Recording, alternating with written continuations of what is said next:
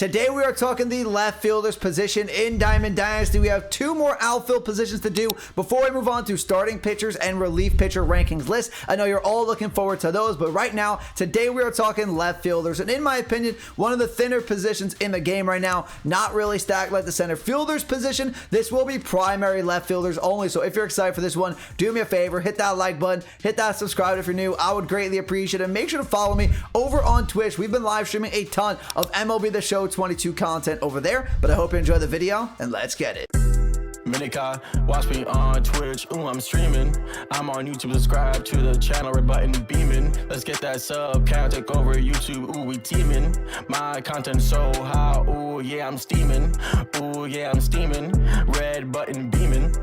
So you'll see here the left fielder position on the no money spent squad is filled in by a center fielder. That's for a good reason, because the left field position is honestly pretty weak in my opinion. It is kind of top heavy with cars like 96 Albert Pujols, 94 overall Kirk Gibson. Those cars are pretty solid. Adam Dunn, Yelich as well. But then after that, there is a serious drop off, and the end of the top 10 list, we actually have some gold cards. So in my opinion, this is the weakest position in the game right now, but we're going to get into the rankings list. These are just my opinion. So if you agree or disagree with me, that is completely okay. And it is important to note that this is primary positions only. That's why you won't find any center fielders on this list. So I'm going to start things off at number 10 here with a gold card. Like I said, couple golds on this list. 83 overall Tyler O'Neill. If this guy goes diamond like I expect him to in the next couple roster updates, I mean, he has the power to get it done, and obviously has that speed and fielding stats to get it done. All he needs is that contact boost and a little bit of a power boost, maybe even some fielding stats, and he's going to be a top tier left fielder in the game with 64 contact against righties, 65 against lefties right now.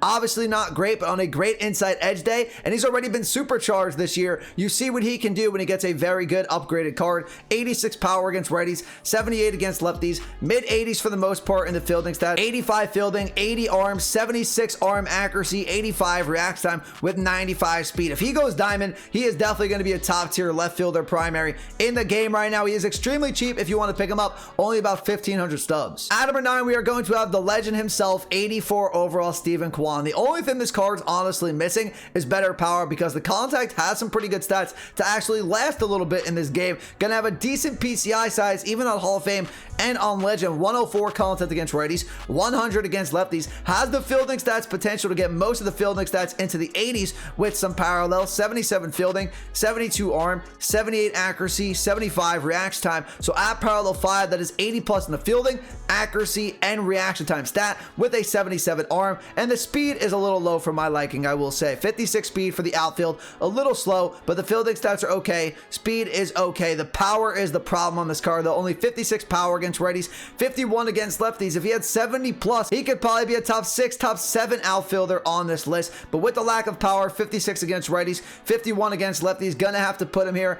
at number 9. If you want to pick him up, you can get it for free in the April monthly awards program, or buy him for 2,000 stubs. At number 8, we are going to have the 88 overall free Jackie Robinson, and this card was super easy to get. If you do not have this Jackie Robinson card, go to programs, do the Jackie Robinson program. One moment, get one hit with this card, and you get a free 88 overall Jackie. For a no money spent team, someone that doesn't have a ton of time to grind, this card could be great for your team, because honestly, he's not a horrible card. He's not great, but he's not bad by any means. 85 contact against righties, 110 against lefties. Like I just talked about with Kwan though, his power is just too low for my liking. Fielding stats, I would play this card actually at second base if I had a pick. I have to rank him in the left fielders list because he is a primary left fielder, but because of the lack of defensive stats, I would definitely put this card at second base. 71 fielding, 62 arm, 71 accuracy, 73 reaction time. He has the speed to get around the outfield, but the fielding and reaction time stat, especially the arm as well, honestly not great for the outfield. 78 speed. For a free card, this card is great. No complaints. You can get him completely free and super quick in the Jackie Robinson Day program. At number 7, I am going to go with the 88 overall Ricky Henderson, kind of like Jackie and Kwan. Need more power from this Ricky Henderson card,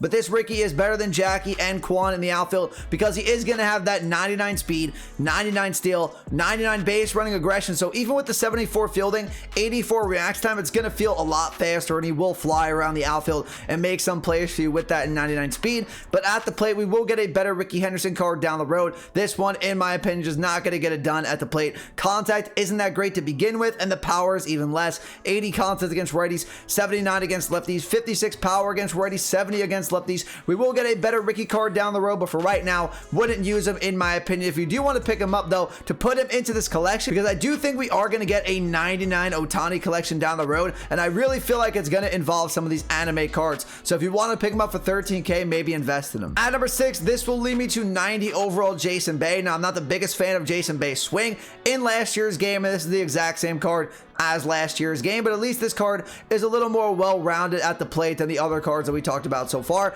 because he does have pretty solid contact against both sides, especially against lefties. Maxed out contact against lefties. Feels like this guy can get a hit every single time he faces a lefty, and the power is much better than the previous cards we talked about. 85 power against righties, 72 against lefties, but his problem in this card is actually in the field, unlike some of the other cards we talked about. 69 fielding, 66 arm, 61 accuracy, 70 react time, 64 speed, 79 steal. So that's what I was talking about when it comes to the left fielder's position. It's just not that deep. It's very top heavy. The top 4 of this list are honestly really good cards, but after that, there's Jason Bay at 6. There's a huge gap. If you want to get him though, he's about 33K. At number 5, to get my top 5 started, we are going to have this 90 overall face of the franchise, Andrew Benintendi. Now this card, one of the worst cards in the face of the franchise program in my opinion, but I do think he is much better than Jason Bay because he is a lefty bat. I do actually like his swing a little bit better than Jason Bay. He's well-rounded, this card. He has good contact. He has okay power. He's a solid defender. He has solid speed. So if you're looking for a well-rounded left fielder for only about 11,000 stubs,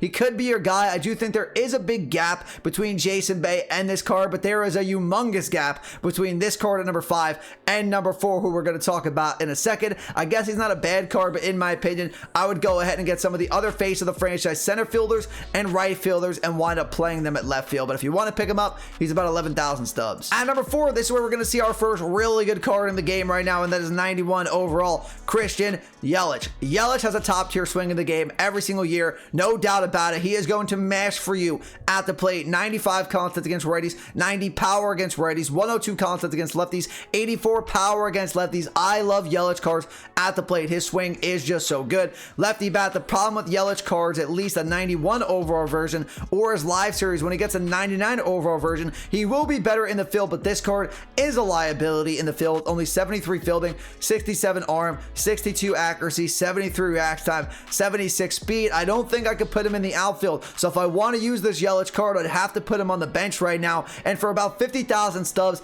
I don't think I can do that. I think I can get the hitting that Yelich brings me from another card that is way better defensively and speed-wise than Yelich. But when he gets a 99 overall card, I promise he will be making his debut on the team. If you want to pick him up, you can get him in the Big Dog Set 3-pack, or you can get him for 50,000 stubs. At number 3, we're going to have this 92 overall prime Adam Dunn. And they always come out with a really good Adam Dunn card every single year at the beginning of the year, and this card is no different. I do like him better than Yelich because he is actually usable in the field, and his power numbers are outstanding. 117 against righties, 99 against lefties. Contact is okay. It's not great. 80 contact against righties, 74 against lefties. So if you're playing on Hall of Fame or Legend, maybe Yelich is your better bet because he is better contact-wise and vision-wise, so he will have a better PCI size than this Adam Dunn. But for All-Star or Veteran, I do think Dunn is better, especially because he is better in the field. 77 fielding, a really solid arm at 88, 78 accuracy, 72 react time. Speed, Yelich does have in his favor. 52 speed for this Adam Dunn card, but the better power, a little bit better defensively. I will take Adam Dunn over Christian Yelich, and if you want to pick up this card, he's about 50,000 stubs as well. The next 2 cards are top tier cards in the game, in my opinion, elite cards in the game. At number 2, we are going to have 94 overall Kirk Gibson, new legend in the game this year. Really good swing. This card is nasty, solid contact, really solid power, good defender, good speed across the board. This is what you want from a left fielder. 93 contact against righties, 96 against lefties, 80 power against righties, 92 against lefties. Fielding stats for the most part, all low 80s here. 82 fielding,